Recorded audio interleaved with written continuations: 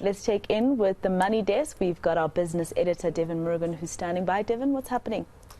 Well, quite interesting. You know, Maseko, it's been a few years, tough years for South Africans who've been eagerly awaiting rules on whether they can dip into their pension. Well, finally, National Treasury has published a draft bill for the so-called two-pot system. Now, here's the background. That system will allow individuals to contribute 1/3 of savings into an account that can be accessible at any time, while 2/3 must only become available at retirement.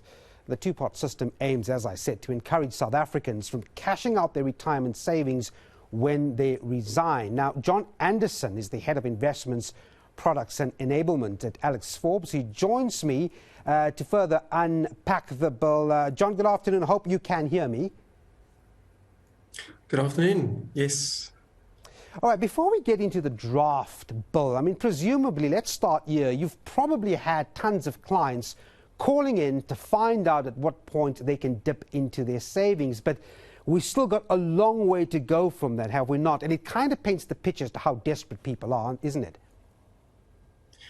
Yes. Now, I think, obviously with the COVID and the lockdown, people were under severe financial pressure. And as a result, I think in the last 2 years, people were looking for ways to get money. Unfortunately, the existing retirement system can't accommodate withdrawing from your pension while you're still employed. The only way to get the money out is actually to resign. So what retirement funds did is they actually reduced the contribution rates and tried to accommodate in other ways to alleviate the pressure, but people weren't able to get the access to their retirement savings. So this proposal actually aims to address that, but only for future contributions. So for all your savings from 1 March 2023, you'll be able to access at least 1/3 of it at any point in time. Yeah, and you've seen that draft bill, presumably, that came out, at the end of last week. And again, yes. I point to the urgency of people saying, well, when can we actually do this? But many aren't just sure about that time. I mean, it's out for public comment. I think that ends at the end of August. So there's still some time to go, isn't there?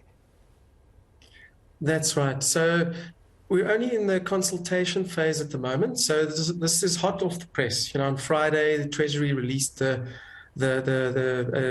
draft documents. They're allowing for further consultation for the rest of this month, and then it will go through a process, ultimately through to government to get gazetted and then enact that. So I think they did indicate, though, that the timing is probably ambitious, 1 March 2023. Worst case is probably the year after, but I think it is possible that we could see from 1 March 2023 this being applied. Between now and then, nothing has changed. So, the way that you contribute, the way that you access money, etc., there's no change at the moment. The new system will only apply at, 1 March 2023. Yeah, you can understand the caution, if I can use that word, John, because when you consider only 6% of South Africans, by some measures, can afford to retire comfortably, you realize Treasury has to be careful about this. Otherwise, you'd end up with people not having a cent at retirement. No, that's right. And remember, retirement is for the long term. But these, a lot of these have already been out for consultation over the last 18 months. So I think it's not the first time we've seen some of these proposals, but also in line with previous implementation of proposals. There is we need to do it responsibly. We need to make sure that retirement administrators will be ready, that SARS will be ready, that there's appropriate communication to everybody to understand. So there is a chance that it may be delayed a little bit, but we'll have to see through the consultation process what happens. Treasury has also been very conservative, because I think there was calls previously for all of your accumulated monies to date, that there be a once-off allowance to access that. They've actually come out very clearly saying that that will not be allowed, through this proposal. And I think that the reasons that they give in the document is to make sure that people's retirement money stay intact. A lot of the need has probably gone away because the event that you needed it for, COVID, I think we know is largely behind us now.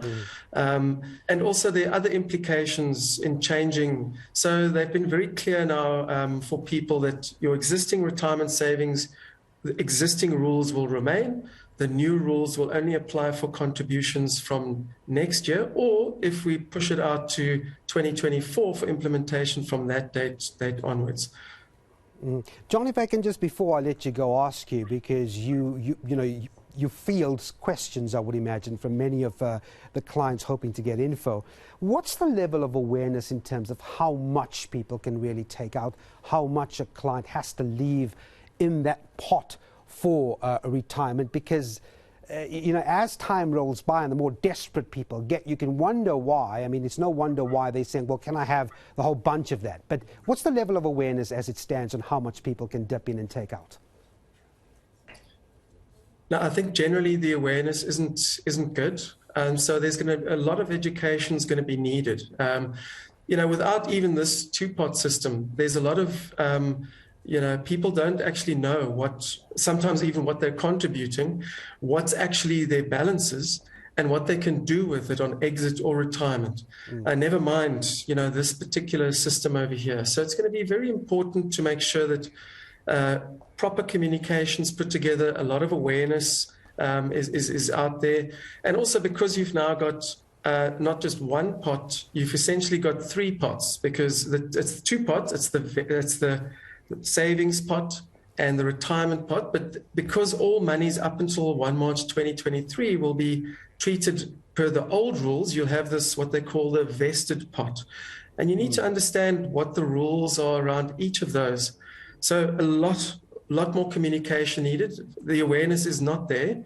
And I think the industry, government, and retirement funds will have to go on quite a big communication drive to enable individuals to make good decisions around this.